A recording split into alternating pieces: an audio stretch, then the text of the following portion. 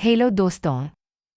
आज मैं आप सभी को एक ऐसी रहस्यमयी और डरावनी कहानी सुनाने जा रही हूँ जिसे सुनकर आपके रोंगटे खड़े हो जाएंगे। ये कहानी धौलागढ़ नाम के एक पहाड़ी गांव की है, जहाँ एक ऐसा रहस्य छिपा था जिसे सैकड़ों साल बीत जाने के बाद भी कोई नहीं सुलझा पाए। धौलागढ़ के पास एक घना जंगल था, जहाँ शाम ढलते ही हवा खून जमा देने जितनी ठंडी हो जाती थी। जंगल के बीचों बीच एक पुराना जर्जर मंदिर था, नागेश्वरी मंदिर, जो वर्षों पहले उजड़ चुका था। गांव के लोग दावा करते थे कि वहां एक श्रापित नाग रहता है जो इंसानों की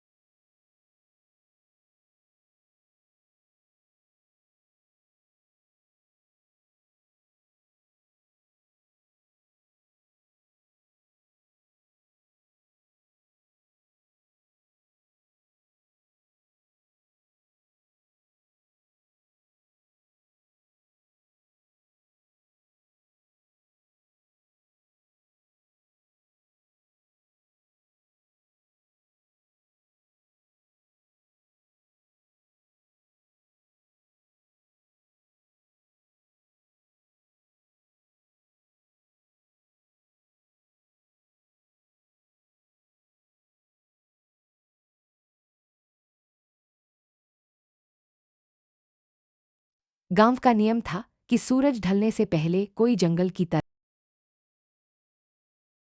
दूर घने अंधेरे में एक नीली चमक दिखाई दे रही थी। वो दोनों धीरे धीरे उसकी ओर बढ़े। जैसे ही पास पहुंचे, उनके पैरों तले जमीन खिसक गई। वहां वही पुराना नागेश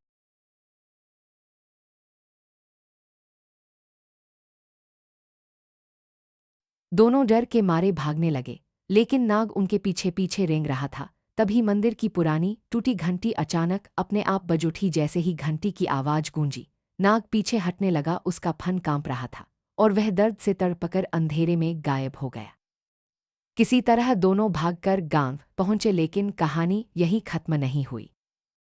अगली ही रात मोहन के घर के बाहर अजीब सरसराहट सुनाई दी। जब उसने खिड़की खोली तो उसे नीली धुंध दिखाई दी। धुंध के बीच वही लाल आंखें, वही नाग।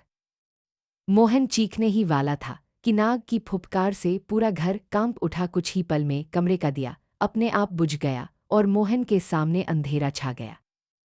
सुबह होने तक मोहन गायब हो चुका था। उसके कमरे की मिट्टी पर सिर्फ एक सांप की लंबी लकीर और वही चांद जैसा निशान पाया गया।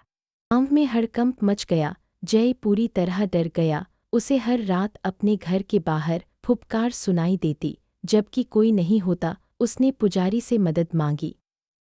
पुजारी ने बताया कि वह नाग कोई साधारण जीव नहीं, बल्कि एक श्रापित तांत्रिक था, जिसने अमरता के लिए काला मंत्र किया था।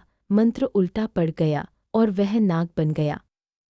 उसका श्राप, जो भी उसके मंदिर के रहस्य के करीब जाएगा, वह उसकी आत्मा का हिस्सा बन जाएगा। मोहन दरअसल नाग की कैद में था, कुएं के भीतर, जहां से कोई वापस नहीं आता। जय को लगा अब अगला नंबर उसका है। वह मंदिर की घंटी ही एकमात्र उपाय थी जो नाग को कमजोर कर सकती थी। हिम्मत जुटाकर वह रात को अकेले मंदिर पहुंचा। चारों तरफ काली धुंध घूम रही थी। अचानक नाग कुएं से बाहर आया। तुम्हें भी मेरे साथ आना होगा। लेकिन जय ने जोर से मंदिर की घंटी बजा दी। तेज आवाज से नाग दर्द से तड़पने लगा। अचानक कुएं में विस्फोट हुआ और नीली धुंध आसमान में फैल गई। नाग चीखता हुआ धुंध में विलीन हो गया। सुबह होते होते मंदिर ध्वस्त हो चुका था। क्वान गायब हो गया। गांव वाले कहते हैं कि नाग शांत हो गया, पर पूरी तरह नहीं। कभी कभी रात को धौलागढ़ के जंगल में उसी फुफकार की आवाज फिर सुनाई देती है, और नीली धुंध आज भी उन लोगों की तलाश में घूमती दिखती है जो रहस्य जानने की हिम्मत रखते हैं।